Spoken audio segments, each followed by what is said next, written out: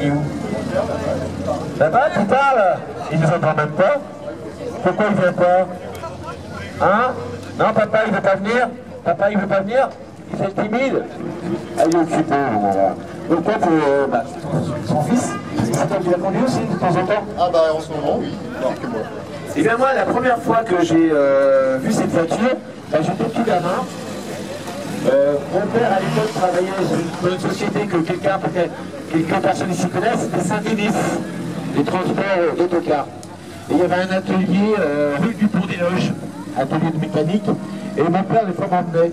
Et un jour, il m'emmène, et devant l'atelier, il y avait la même couleur, la même Honda Costa. Et moi, j'étais gamin, je dis c'est quoi cette voiture? J'avais 10 ans quoi. Et il me dit ouais, c'est un mécano, c'est un nouveau, il vient d'arriver, il y a ça. Et après j'ai mis de longues années avant d'en revoir. Dans les sorties de la voiture ancienne sur Paris, quand j'étais sur Paris. La version cabriolet est quand même sympa aussi. Hein, elle est sympa. Ah, les deux sont bien. Tu t'appelles comment? Franche. Voilà. Le papa. Hubert. Qui est le propriétaire? Oui, qui est le propriétaire. Il y a quelque chose à... Ouais. Il a mis le petit papier qui va bien avec. J'ai amené l'anti-sèche parce qu'en mécanique je suis complètement nul. Donc s'il y a des questions à poser, je suis prêt à répondre. Et vous faites un peu de démonstration en circuit avec cette voiture? Comment? Vous faites un peu de démonstration en circuit, non? Bon, en circuit, on sort uniquement avec le club de Honda S800 NZ de France, qui bien souvent organise, enfin tous les ans, on fera un Honda Action, c'est le rallye du club, qui est un club national. Donc on le fait un peu partout, parce qu'à chaque fois, c'est un des membres qui organise dans son coin. Moi, cette année, j'organise en Bretagne, dans mon coin de Finistère. Ça sera à partir de la presqu'île de Crozon, en gros. Et donc, quand on a la chance d'avoir un des membres qui habite près d'un circuit, on fait un tour de circuit, c'est le cas les Noms, c'est le cas à Pau. C'est bien ce qui me semble. En démonstration. Voilà, c'est ça. C'est bien ce qui me semblait, c'est pour ça que je posais la question, parce que je vois entre autres les classiques d'Aise. Oui, ah bah oui. Il a l'œil de Rance. Les classiques d'Aise, alors là, on y va un peu près tous les ans. C'est bien, voilà, je voulais vous. Ça sort quand même. On a réussi. Les classiques Days, alors là on est invité par Steve Anselette, le directeur marketing de Honda France, qui alors généralement donnait des places aux différents clubs pour le S800. Sauf que cette année c'était les 20 ans de la S2000, il est allé avec mon fiston mais avec la S2000. Et c'était au Mans pour la première fois, parce que d'habitude c'était Manicourt. Tout à fait. La S2000 qui est une sacrée voiture aussi. C'est un peu le même principe, c'est-à-dire que ça tourne très très vite. On rentre dans le rouge, alors celle-là à 8005. Combien? Oui, alors celle-là à 8005 et les S2000 à 9000. Et on peut aller jusqu'à 12 000. Alors on y 12 000 tours. 12 000 tours. Mais bon, il ne faut pas rester une demi-heure non plus à 12 000 tours. C'est incroyable de dire pour un moteur de cette époque-là, 12 000 tours. Oui, c'est principe moto. Ah oui, on va revenir à propos de ce moteur, c'est un moteur type moto. Oui, type moto, 4 carbus, 791 cm3 et qui tourne très vite. C'est un peu par cylindre, hein. Voilà, c'est ça. C'est un peu japonais d'ailleurs. C'est ça. Et donc le principe c'est ça, en plus la caisse est assez légère. Combien la caisse? Moi c'est 700, entre 740 et 760 kg, ça dépend si on rentre l'essence ou très léger. Très léger. Le seul problème c'est le propriétaire qui a eu tendance à prendre du poids. Donc l'ensemble maintenant est un peu... La voiture elle a pas pris de poids elle non, c'est plutôt léger, mais moi oui. Et donc ce qui fait que maintenant on est moins performant qu'on était. C'est comme un quartier, dès qu'on prend un peu de poids, on est largué.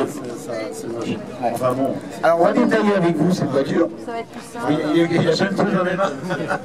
Alors on va détailler cette voiture. Alors avant de parler de Honda S800, il faut parler des modèles qui ont précédé, qui sont moins connus, la Honda 500, je crois. Il y a 500 et 600, on va bien les 800. Ça marche ce truc? Oui, il faut parler bien fort. Il y a eu la 500 effectivement, mais qui était très confidentielle. La 600 qui était un peu plus... Qui n'était pas apportée à l'époque. 600 si. La 500 bien, la 500 n'était pas. La 600, il y a eu quelques modèles d'importés, de manière très confidentielle. Et celle-là a été produite à partir de 66. Et celle-ci a été... 67, d'ailleurs c'est l'immatriculation, c'est 67. Et à partir de ce modèle-là, c'était plus conséquent.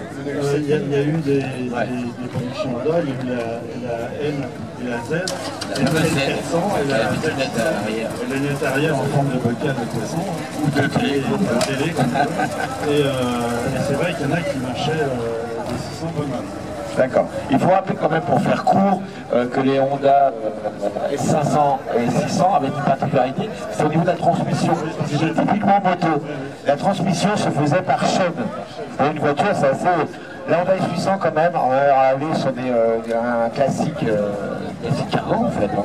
Voilà. Mais les premiers modèles sont assez rares en France, on en a fait quelques-uns, mais c'était à chaîne.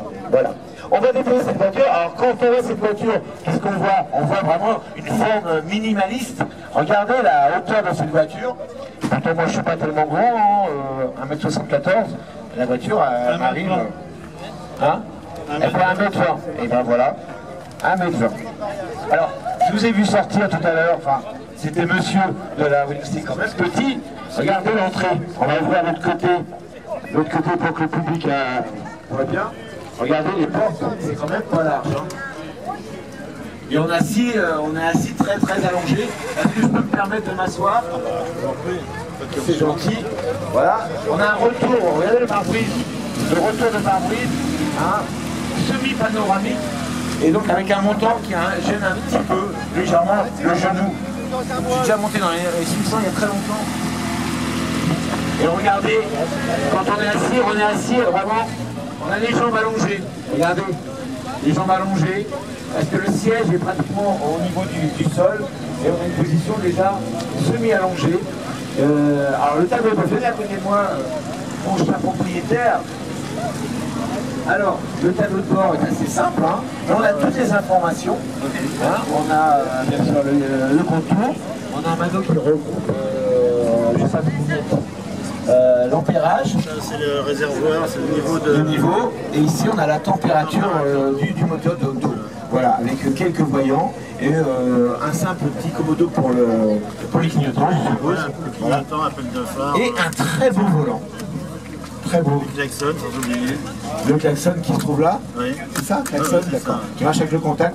Encore une fois avec la clé. Aujourd'hui, on en a vu plusieurs, hein, avec la clé de contact comme sur les Porsche à gauche. Et on a une petite console centrale qui était assez rare sur les voitures à l'époque, les consoles centrales, où on a aussi quelques tirettes, hein, de starter sans doute et de chauffage. Oui, de chauffage, voilà. Oui, surtout c'est l'essuie-glace avec des... D'accord.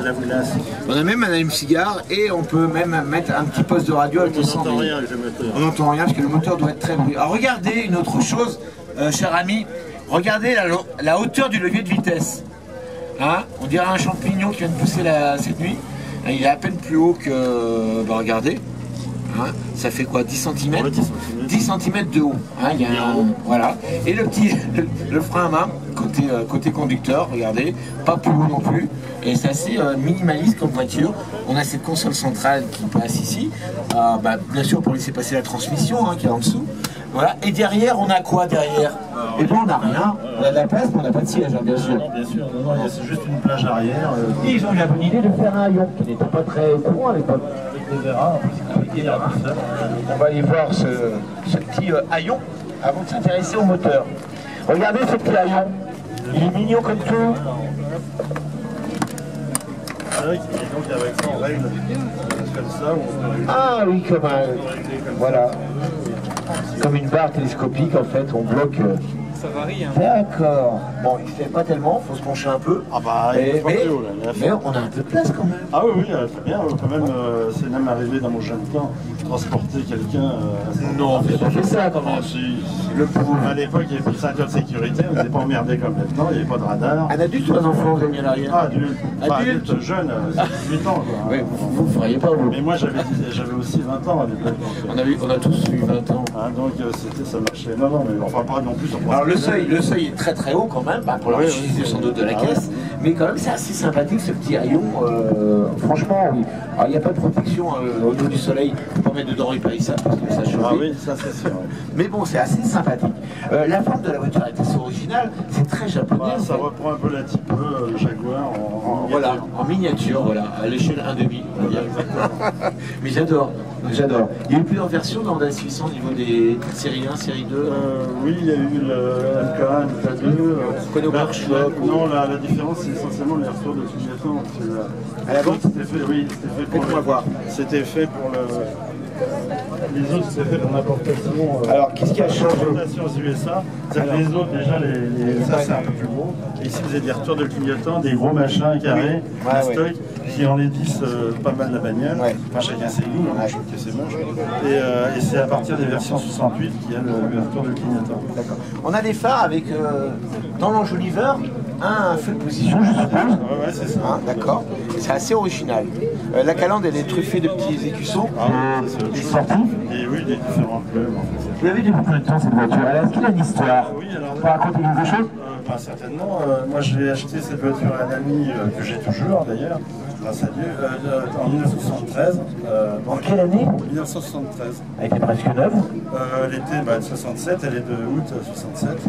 Et donc, moi je l'ai eue, elle avait moins de 100 km. Et puis, je l'ai utilisée pendant, on va dire, 73 à 73 à 80, ouais, je réfléchis 80.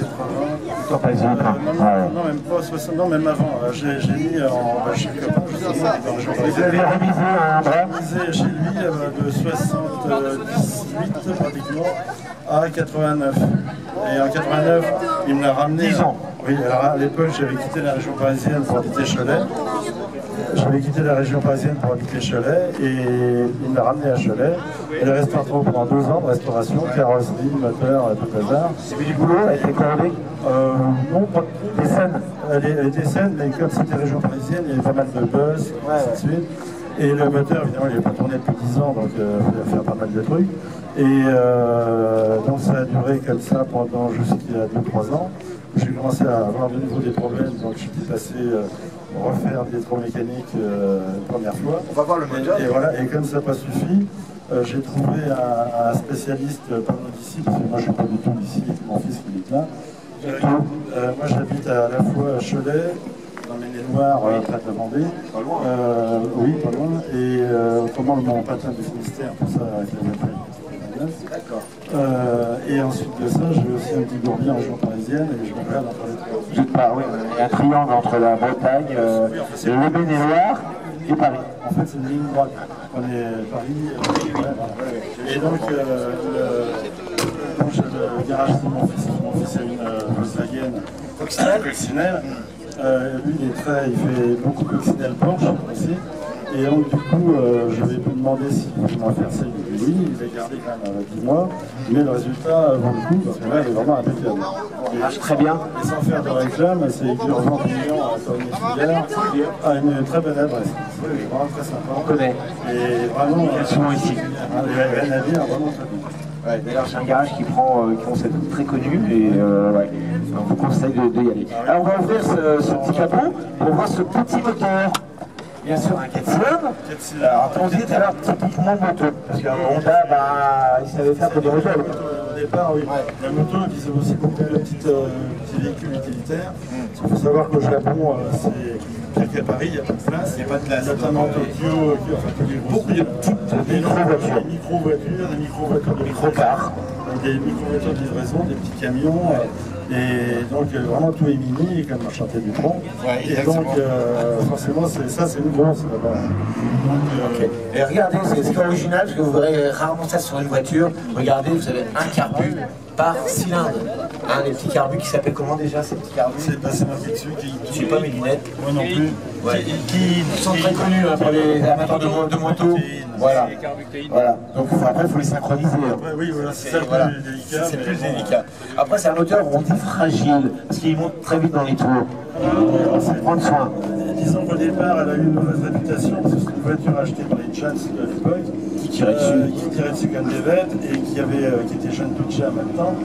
Ça, il faut savoir, c'était moins cher une S800 que la Spitfire de chez Triumph. C'est vrai? Oui. Et enfin, ça se jouait pas beaucoup, mais dans vrai, c'était même pas 500 000 C'était incomparable parce que la Spitfire, voilà, ça n'a rien à voir, mais bon. Mais l'autre, elle est décapotable, alors c'est des versions décapotables sont venues après, pour les 800. Il faut savoir donc que beaucoup de jeunes ont acheté ce truc-là. Quand tous les jeunes, ils conduisaient à fond la caisse, à tombeau ouvert. Et ce qui faisait que, bon, évidemment, tombeau ouvert sans entretien, ou avec un entretien minimaliste, ça ne fait pas. Sans compter sur qu'elle est au tas, donc Et donc on n'en parlait plus, et ce qui fait qu'il y a eu beaucoup de déperditions dès les premières années à cause de ça. L'image. Voilà, et après ça donnait une mauvaise image en disant ouais, ça pète, machin. Alors qu'en fait, si elle est bien entretenue régulièrement, si on respecte les temps de chauffe, si on n'est pas toujours à 12 000 non plus, il n'y a pas de problème. Justement, au niveau des pièces, c'est pas trop dur à trouver aujourd'hui? Non, enfin ça dépend desquelles. Tout ce qui est un petit peu annexe, c'est un peu chiant. En revanche, tout ce qui est mécanique, aucun problème. Il y a Hortman en Allemagne qui fait très bien ça, Michael. Mathias, c'est Michael Stelper, Mathias c'est fils. Il a pris la boîte et là on court à peu près tout ce qu'il veut. D'accord. Les prix Dernière chose à tout, le top n'était pas super d'après les journalistes. Les journalistes disaient une voiture un peu qui partait en vrille. La route, je dirais que c'est un peu comme la 50 sœurs, la S2000, comme c'est des propulsions.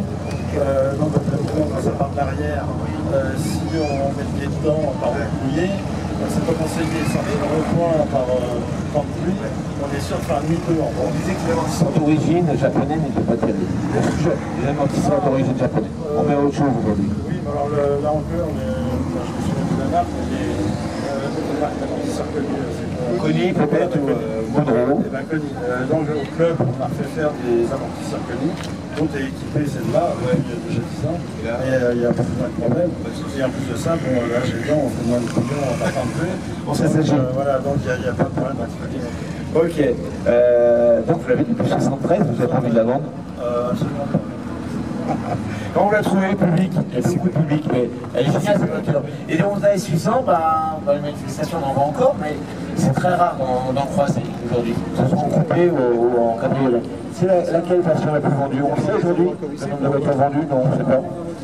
Enfin, les deux versions sont sympas. La ligne du coupé est vraiment sympa. Moi j'aime beaucoup c'est le cabriolet. Les deux, ce qui est bien c'est d'avoir les deux en fait. Voilà. Ça c'est voilà.